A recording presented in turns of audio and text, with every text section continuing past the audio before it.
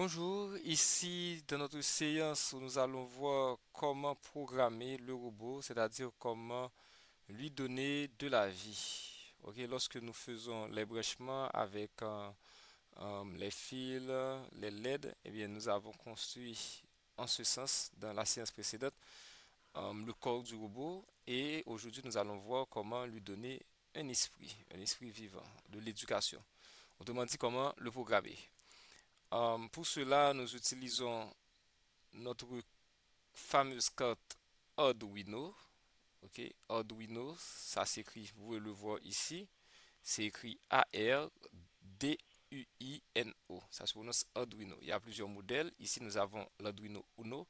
C'est une carte programmable qui jouera le rôle de cerveau de notre robot. C'est-à-dire, nous allons lui donner le programme à exécuter et c'est lui qui fera les calculs et les commandes.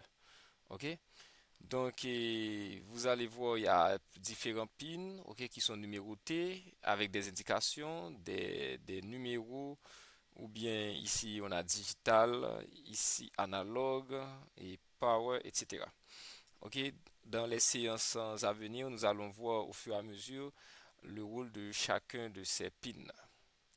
Et pour aujourd'hui, nous allons nous contenter, dans un premier temps, de faire allumer une LED grâce à l'alimentation de l'Arduino. Ok, nous choisissons une LED. Ok, et pour brancher le circuit, on va prendre un breadboard. Vous savez déjà comment l'utiliser, sinon référence à la vidéo précédente. Nous mettons la LED ici, la node négative. Nous mettons le fil en noir, la cathode. Non, non, c'est plutôt l'inverse. Ça, c'est la bonne position. Oui, oui. Ça, c'est l'anode, la bonne positive, la cathode, la bonne négative. Ok. Ici, le fil en rouge. Ok. Et dans l'Arduino, remarquez bien, je fais tourner la carte. Ici, c'est pour l'alimentation. Le 5 volts, on le met ici, dans le plus. Et le GND, il y a plusieurs GND, ground, on le met ici, en moins, on le met en noir. Et ici, quand nous allons démarrer la simulation, eh bien, le circuit ne va pas marcher correctement puisque l'alimentation fournie par l'Arduino est supérieure à l'alimentation que peut subir, que peut supporter la LED. Regardez. Voilà, ça brûle, comme vous pouvez le voir à l'écran. OK. Et heureusement que c'était une simulation. On arrête la simulation. Et bien pour cela, il nous faut une résistance qui va faire chuter la tension fournie par l'Arduino, à savoir 5 volts, ok, à la tension dont nous avons besoin pour l'alimentation de la LED. Donc nous cherchons LED rouge, tension, disons tension nominale,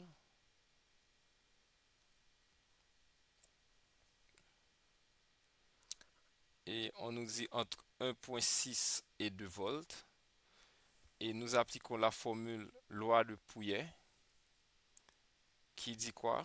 I égale tension générateur moins tension, pardon, tension générateur moins tension LED, ok, dans le cas de la LED, divisé par résistance.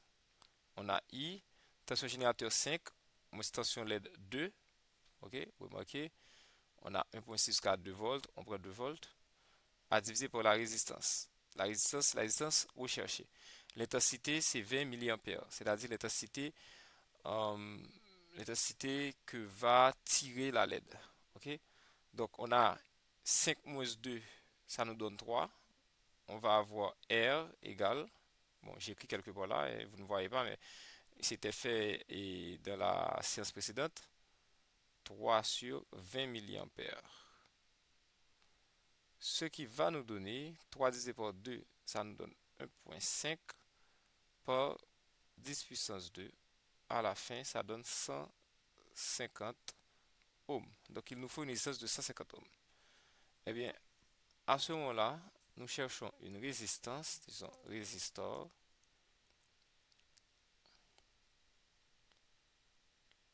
ok, que nous allons placer aux bornes de la LED, que l'on place la résistance sur la cathode ou sur l'anode, ça ne change rien puisque nous avons un circuit en série. Donc, il n'y a qu'un seul circuit et traversé par le même courant. Ok, voilà. Et nous allons changer la valeur de la résistance. Oups. Pour changer sa valeur, il faut cliquer dessus. Voilà. Et on choisit ohm comme unité et comme valeur 150 ohms. Voilà, c'est fait. Et à ce moment-là, on peut alimenter la LED. Voilà, la LED s'allume normalement. Ok. Maintenant, nous allons apprendre à faire clignoter la LED. Parce que là, on a utilisé uniquement l'alimentation de l'Arduino. On n'a pas utilisé la mémoire de l'Arduino. Et pour utiliser la mémoire de l'Arduino, on va taper des codes. Ok, il y a plusieurs formats. Il y a format bloc et il y a format texte. Je choisis le format texte. Ok, ok, nous avons déjà un programme qui est ici que l'on va modifier.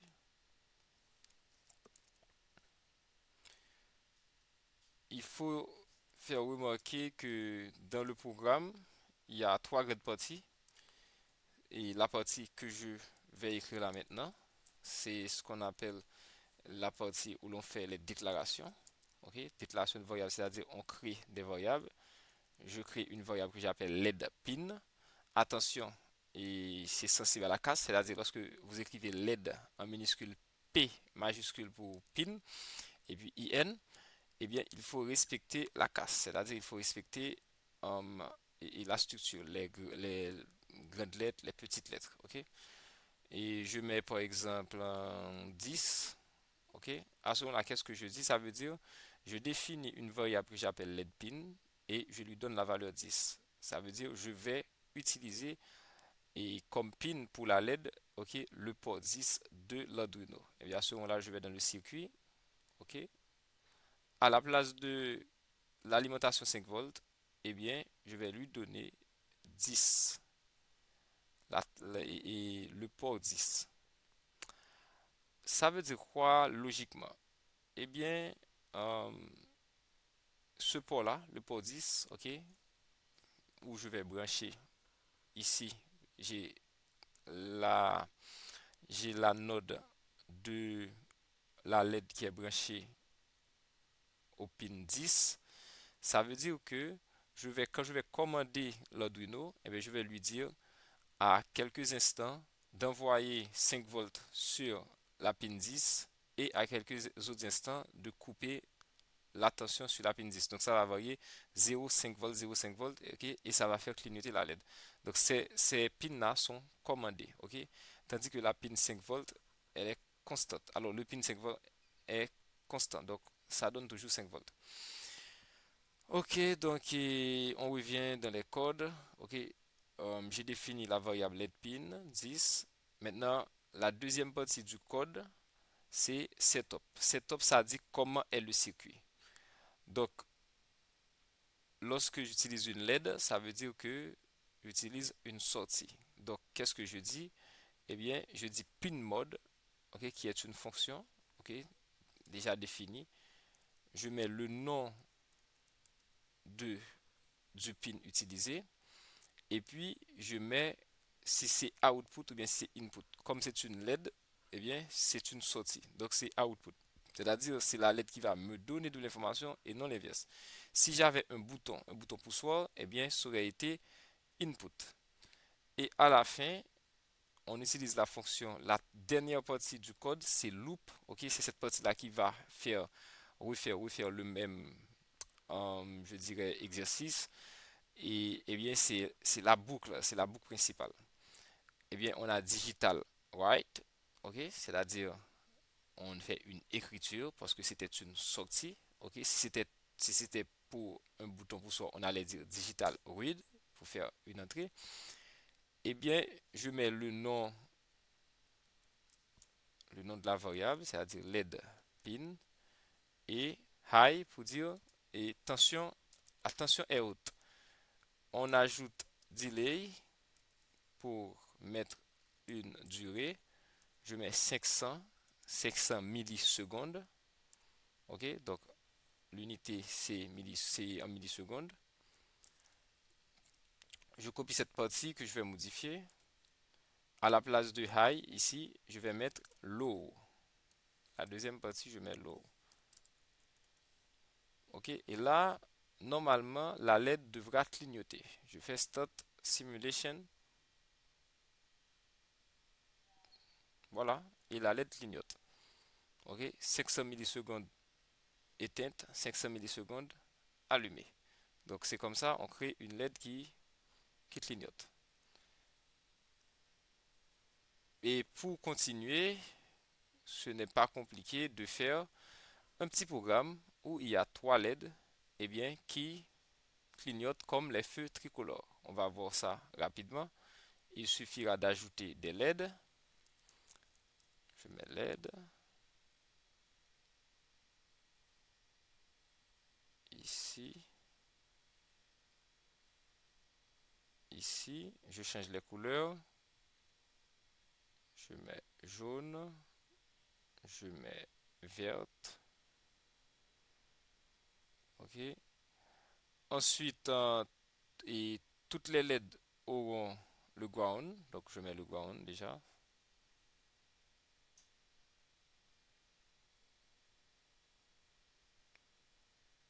Et ok. Sauf que dans ce cas, je ne vais pas envoyer la pin 10. Alors le pin 10, je dis la pin souvent, bon, ça se comprend peut-être. Je ne vais pas envoyer le pin 10 sur la grille d'alimentation pour toutes les LED, mais de préférence, chaque LED aura un pin en particulier qui l'alimente. Donc je mets comme ça de préférence. Ok, donc ici la résistance. Et pour LED jaune, tension nominale LED jaune, qu'est-ce que ça donne?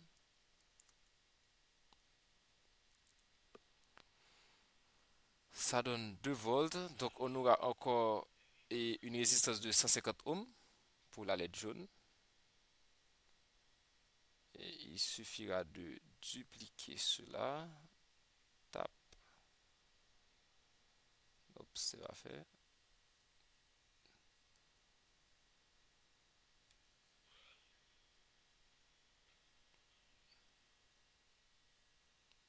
Ok, ok, voilà.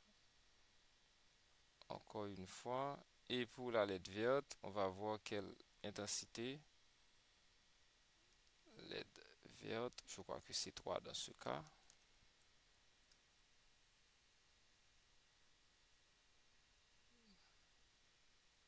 Tension de seuil, pas tension de seuil.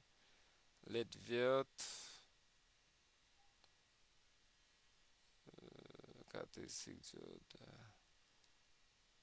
tension nominale.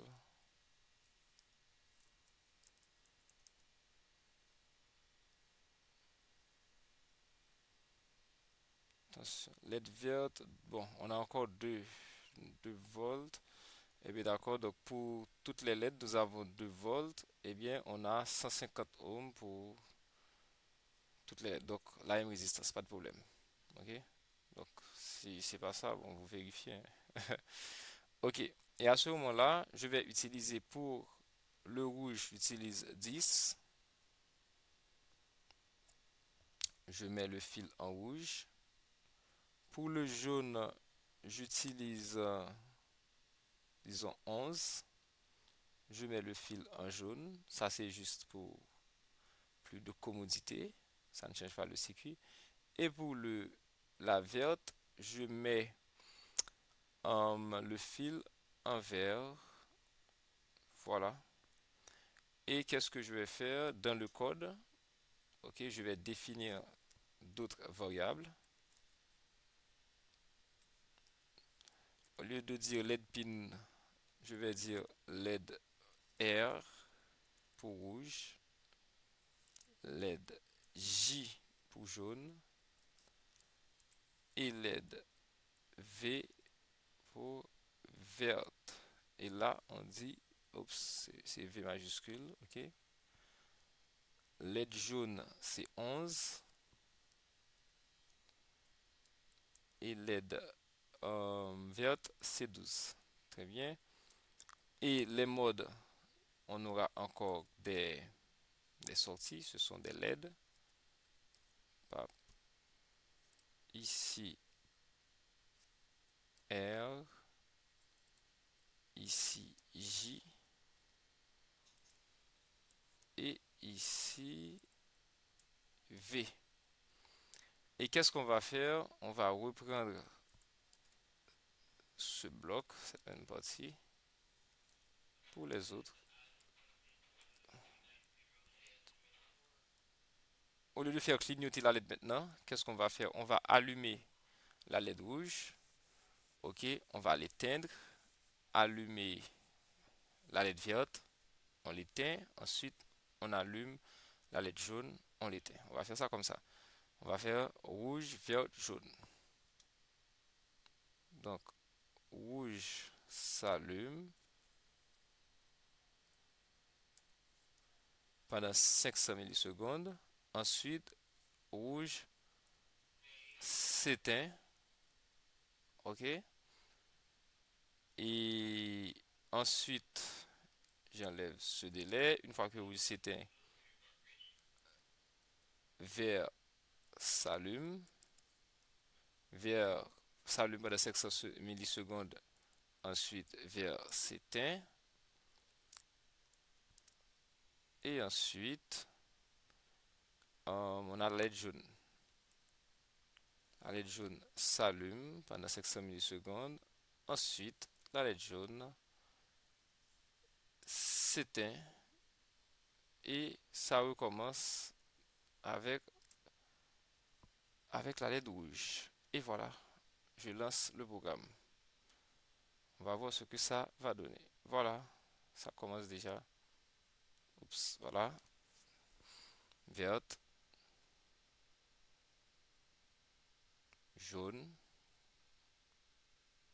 Remarquez bien que la durée de la simulation n'est pas la même durée que la réalité. Donc, regardez ici pour voir le temps de la simulation. Donc, si vous réglez quelque chose à 2 secondes, 3 secondes, il se pourrait bien que ça prenne beaucoup plus de temps, ok, par rapport au temps réel. Donc, sachez que la simulation est dans son monde et avec,